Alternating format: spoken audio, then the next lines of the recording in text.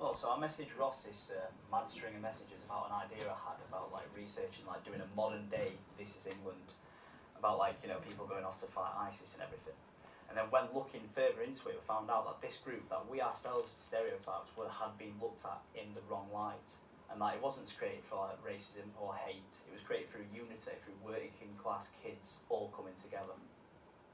Well, when Reese messaged me, I was intrigued because I love This Is England, and this is like the only sort of knowledge I had of skinheads, so I was keen to find out more about their culture and, you know, what they were about. Well, when the lads told me about their idea, I was immediately excited. My dad had always told me stories about how he was involved in the skinhead scene in his younger days, and I guess I never truly understood the culture. So it's just a great opportunity to explore and research something that affected your parents' upbringing. So with this project, we want to dispel the myths that all skinheads are violent and racist, and we just kind of want to show you how their culture has evolved. So to get into character, we've got a quick video to show you.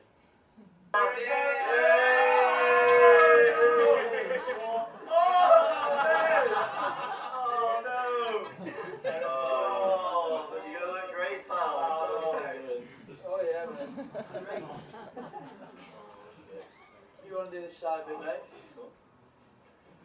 Gentle. How are we today, sir? Yes, mate, look hard as fuck. Great, mate. Bullied anymore, mate. Walk away. Yes, mate. What? Someone take it off him. No, remember back in primary when Danny had massive curly locks on? Honestly, Thompson, he Oh, swear down, well rip, bad. proper curly, literally short. No, it isn't. You're doing it yourself, like. Yeah, No, it isn't. Yeah, it's good, that. Yeah. Shit. Oh, shit. Hold on. Where are your boots? I didn't bring any fucking boots, did I? Barely more than Harrington. There's your boots. You need a pair of docs, lad. You never fucking said docs, mate. You said a Harrington and a stonewashed jeans and a white tee. You never said docs. Well, it's a good job we got you some then, innit? What? Seriously? I'm fucking sharp. Lass. Fucking those bollocks now. Yeah, man. Nice. Right, can't wait to get to this dance hall later, mate. It's Yeah, going to be fucking sick. smash it. Right, yes. Sweet.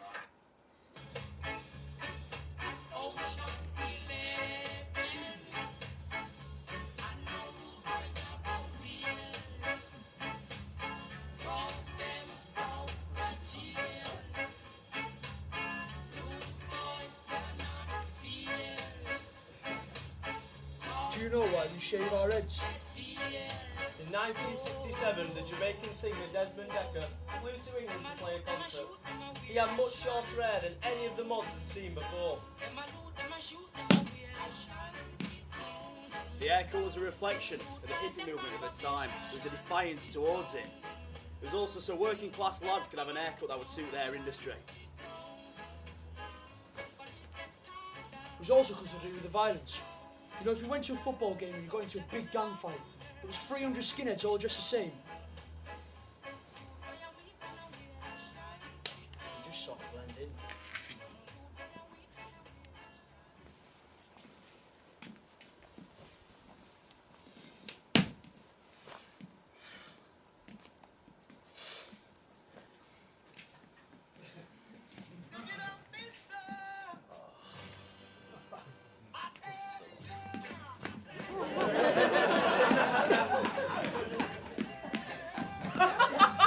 What the fuck are you doing? Well, I'm dancing.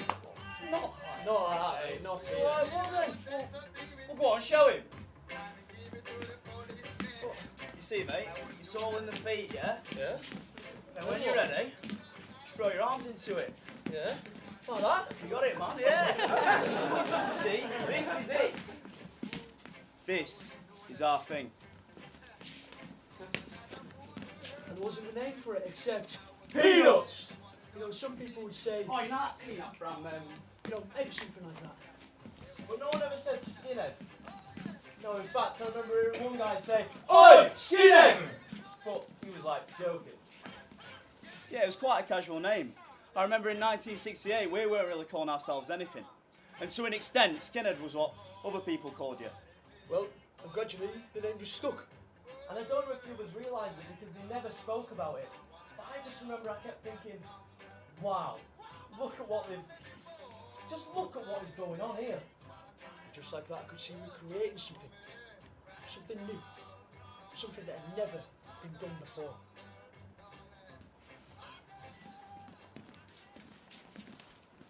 You see, to many people, raised on a certain idea of skinheads, the real roots of the movement are quite surprising. It was the arrival of the Jamaicans with the Windrush generation after the Second World War that will play a crucial part in this particular story.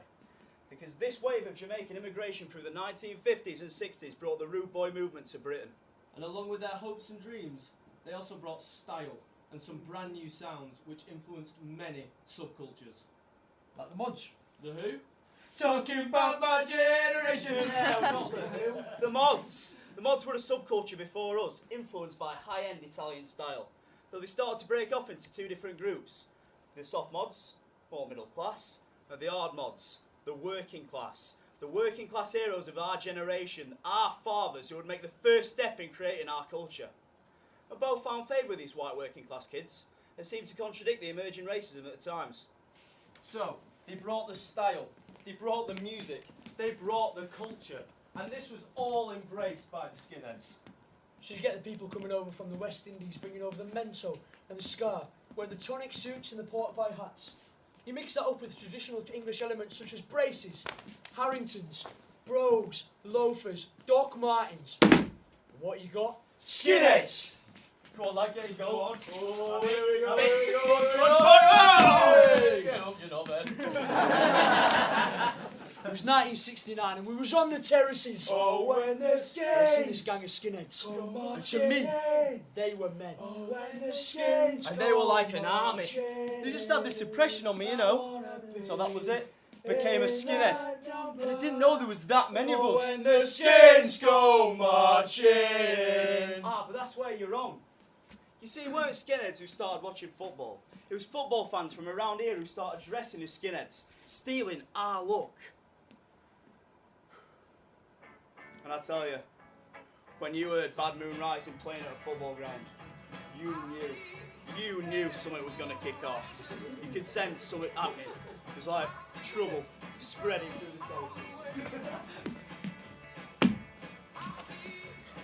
You know, you go to football to support your team and defend your end, right? Yeah. Football's the only bastion where you go on a Saturday and Sunday, scream and shout up sayings at people, threaten them, and not get arrested. Well, you lads can do what you want. I'm not getting involved. I'm just watching the football and I'm going home. It's like a rite of passage. You know, it used to be sign them off, send them up to wars like. But after the Second World War, there wasn't any more wars to send them off to. You have to release your testosterone. Yeah, get it out there. Like lions, Yeah. they fight each other, establish who's best. Yeah. We're just the same, kid. We're fucking animals. Yeah, we just want to fight fucking everyone, you know? Especially them dirty fucking niggers. Hey! There's a good number of black skinheads on the terraces. But we didn't consider them black. They were skinheads. They were our mates. They weren't West Indians with the same clothes on. They were skinheads who liked our music. Our football. Yeah, ours.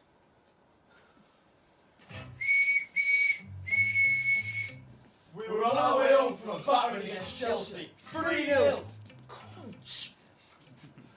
So obviously we're up for a bit of a scrap. And I love a scrap. Little birdie told me some of their boys were in a boozer not too far from here. So I gave the boys a whistle and we were on it. It's over here, boys. Word is these twats gonna have a pop. It's gonna kick off near West Brompton. Let's have a go then. Hold on, boys. We need to sort this kid out first. What do you mean sort me out? Well, you can't go around knocking 10 bells out of anyone without them knowing who or what you stand for. Mate, you're one of us now. You need to let everybody else know it. Right then, boys. What needs changing? Well, first things first, smart on you, Senno. Can't get much more plain than a white tee. Looks fucking boring, mate. You want to stand out. Yes, mate.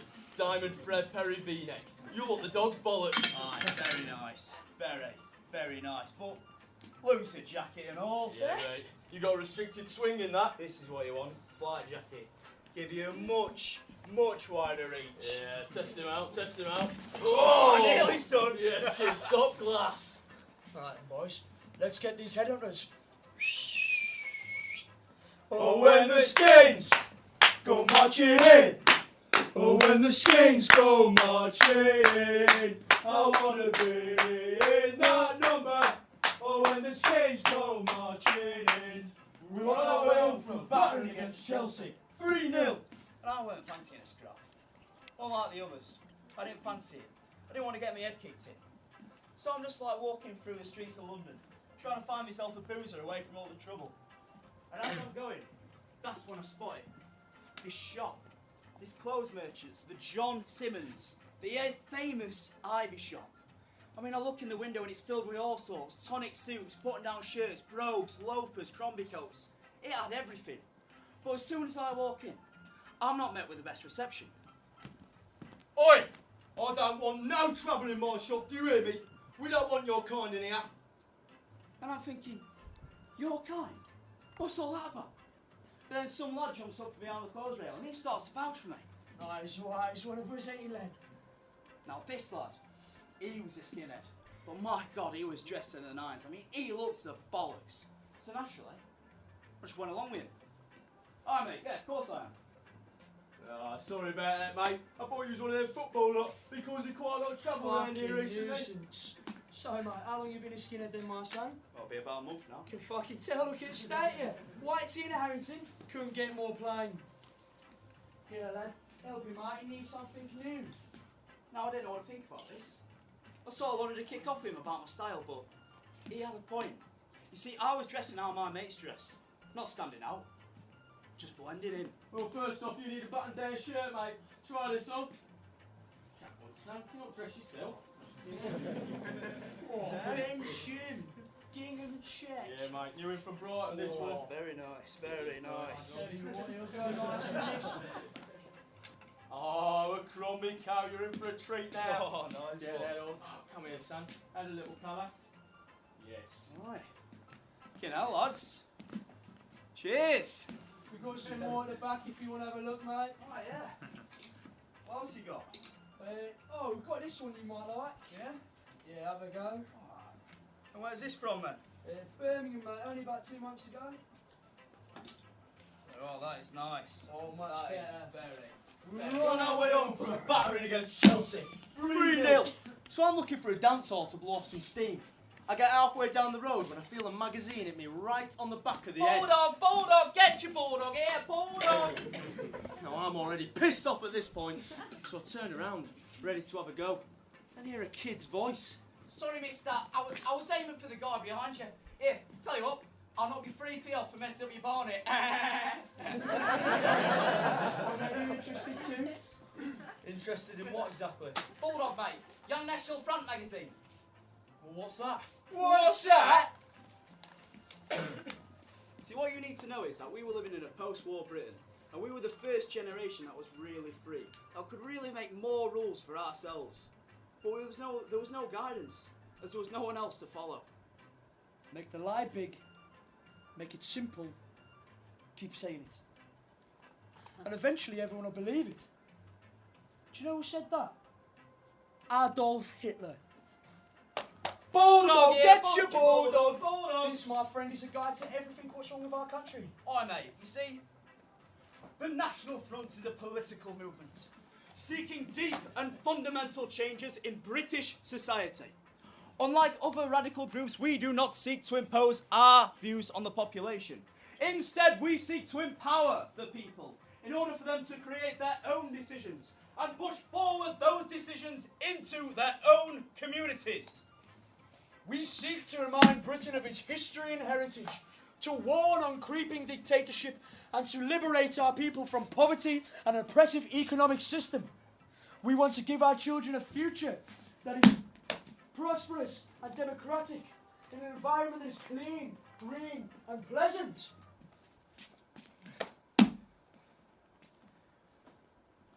And for a while, it's about style, music, fashion and football. But then politics seems to come into the mix. Alright, Danny, mate, what's that magazine you keep reading? Oh, I've not been out of your hands since Saturday. Boys, you need to have a read of this. It's opened up my eyes to what's actually wrong in the world. What do you mean? I'm fucking sick of these fucking packies. Whoa, Danny, there's no need for that, mate. These fucking packies coming over here and taking the jobs of our men. And where does that leave us? Some of our best mates are different races. Don't let them ever hear you speak like that again. Because it's not fucking first time, is it? Don't let anyone hear you speak like that. It's fucking horrible. It's like Chelsea all over again. You know, I looked at that lad selling the bulldog and I thought, that's a proud lad right there. Yes. And that's what we need. Proud men. Yes. Proud fucking warriors. Yes. For 2,000 years, this tiny little fucking island has been raped and pillaged by people that want to come here and take a fucking piece of it. 2 world wars men have laid down their lives for this. For this and for what? So we can just open up the fucking floodgates, let them all come in and say, Yeah, coming. Here you are. You have a safe journey. You get off the ship alright, yeah? Here's the corner. Why don't you build a shop? Bear it. Why don't you build a shop and build a fucking church? Not a fucking chance. Follow your own fucking religion. When a single fucking parents out there who can't get a job because they're giving to these, and I'm gonna say it Go on, because you're gonna say have to fucking hear it. Say it. They're giving to these fucking packies, right? We've got 50 and 60 in a fucking flat on their own because they're giving them to them. When there's 3.5 fucking million Disgusting. British people out there who can't find work because they're taking them all. Because it's cheap and easy labour.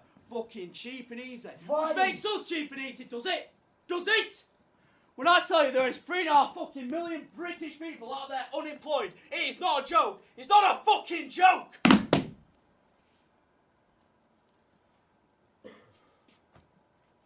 Across the 70s, many skinheads will be corrupted by far-right politics.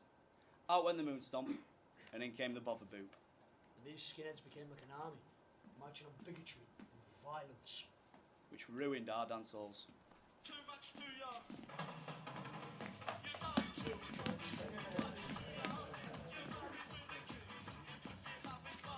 When the punk movement spread through Britain in the late 70s, that gave birth to a new wave of skinheads.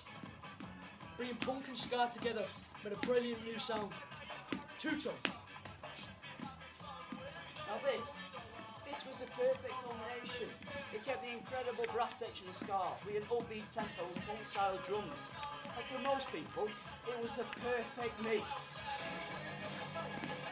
Now this was a subgenre of punk, able to bring them and the skinheads together.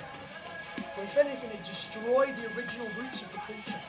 Now see, for the Jamaicans, I had absolutely no affiliation with ska, rocksteady or reggae. So with it brought a whole new following. And I fucking loved it. Now I'll tell you something. There was nothing cool about these guys. I mean, these guys didn't look cool. It was a uniform for them. It was for them to say, oh yeah, we're this. It was fuck all to do with style. Danny, we want fuck all to do with it, mate. Well, I'm telling you, it's nothing to do with it, alright? I promise. It's going to be just like a dance hall. I promise you, it's nothing to do with it. It's going to be just like a dance hall, lads. Was it fuck?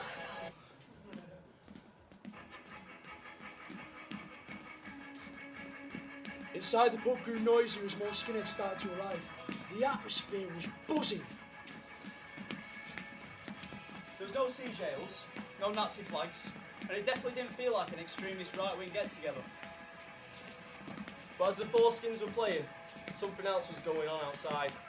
We could see on the dark Uxbridge Road that more and more Asians were gathering by the wall of the forecourt.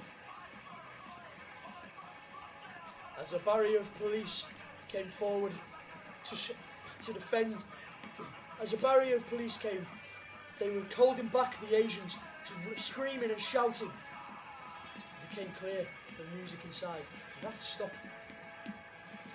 Nazi scum! Music had to stop when a brick came crashing through one of the bay windows. Everyone inside took up defensive positions, but no one would go outside. That would have been suicide. Bricks and missiles came hurtling in through the windows, and we knew it wasn't long before we had to get out. People were throwing petrol bombs at the pub. Some of us didn't know whether we were going to make it out alive or not, as the police outside were looking as if they were failing to contain the situation. What just been a peaceful evening and turned into a war zone. Broken glass and furniture laid everywhere as we fought to defend ourselves.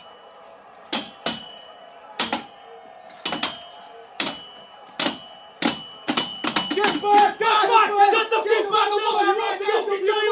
Get the fuck back up! Retreat! Retreat! 200 skinheads travelled to the large Asian community of Savile in London to attend a concert at the Havenborough Tavern. As they reached the centre of Savile, several skinheads ran down the Broadway, breaking shop windows. In retaliation to this, as the gig was in full swing, Asian youths threw petrol bombs and bricks through the windows of the Havenborough Tavern. They fought with skinheads outside. By the end of the evening, 10 people were in hospital, and the police had made dozens of arrests.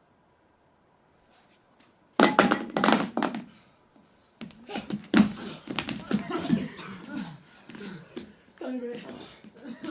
I cannot believe you brought your fucking earth mates. It was supposed to be just the three of us. Yeah, but look what kicked off. You know, if you haven't got the balls to stand by your roots, then maybe it's time to give up the boots, Danny. Part of being a skinhead is to be a nationalist and patriotic. To be proud of your country and proud of your race. Don't fucking call yourself a skinhead if you're fucking afraid to confront these bastards. Because if it was meant to be about anything, it was about not letting people take the piss out of you. And the way I see it is that these racists are taking the piss out of our culture. Look at where we started. United on the dance hall, and look what you have become. You know, there's a lot said about skins starting from blacks in the East End. But I don't think that's true at all. I mean, I've heard of these fucking rude boys or whatever they call themselves. But I think skinhead is a white, working class thing. You're lying. You're fucking lying. Skinhead was always a mixed race thing. Skinhead was born of a mixed marriage between Jamaican culture and white, working class culture. And that's what it always was. So for any of these idiots to come along later and say no, it's a racist thing, how can you be so ignorant of the roots of the thing that you're trying to be, eh? But I couldn't even so fucking naive! This isn't about music. This isn't about fucking fashion. This isn't about culture. This is about being proud and British. Give me your fucking boots. Take off your fucking boots. You what? You're not one of us. We bought you them out of a sign of respect, so you're fuck off for us! You're a fucking disgrace, Danny! Take off your fucking boots, you're not one of us!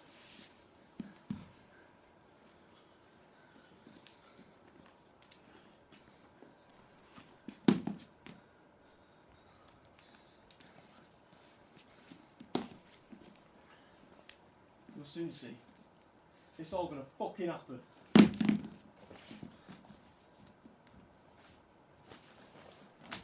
With what happened at Southall, most of the right-leading middle classes and all the left-leading media outlets found every excuse under the sun to marginalise skinheads.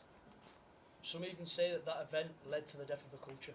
But although the skinhead name was dragged through the mud that night, there was a silver lining. A group named Sharp was formed, Skinheads Against Racial Prejudice, in the hope to dispel the myth that all skinheads are violent racists. And we asked a member of Sharp, do you think the skinhead culture is coming to an end? And they said, The skinhead culture will never end. I believe it will make a comeback with the rise of the neo-Nazis, Proud Boys, Far Right and Donald Trump. Anti-fascists are aligning themselves under one flag, and under that flag, skins are re-emerging as a cultural reference for young activists. you type in skinhead into the internet and you get a bunch of Polish casuals running around football matches. You also get white supremacists. And where's the skinhead in that? There isn't. The media hijacked it and sold it, and it was shamed. And after 40 years, it's still that exact same thing. You hear the word skinhead today, what are you most likely to think? Someone with a shaven head who sniffs glue? Supports the Nazi regime. Someone with far right-wing beliefs and connections. Working class identity with heavy boots and military outfits? Bald blokes who wear Ben Sherman and Doc Martens. Who carry out violent, racist attacks. Well, that's only a small part of the picture. Unfortunately, extremists who shave their heads attract a lot more press coverage than people like us. Skinheads, who enjoy good music, good clothes, a drink and a laugh. So, ladies and gentlemen, we have two choices. To reclaim a name that has been associated with something else and been dragged through the mud, or throw it away. Because it depends on where you start reading your story. If you go right back to the beginning and get yourself a good found knowledge of the skinhead subculture, found out where it started from, you'll be able to look at it through time and understand where it's become distorted. Skinheads are one of the most genuinely misunderstood post-war subcultures. Scorned by many. Understood by a few, but as time goes by, we will always be there. Only the faces will change.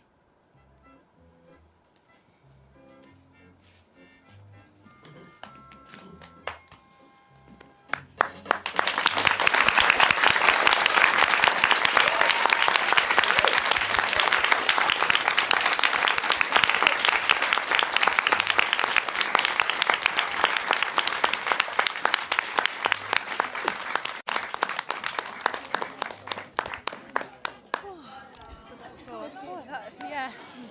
Oh wait, it's now starting recording again.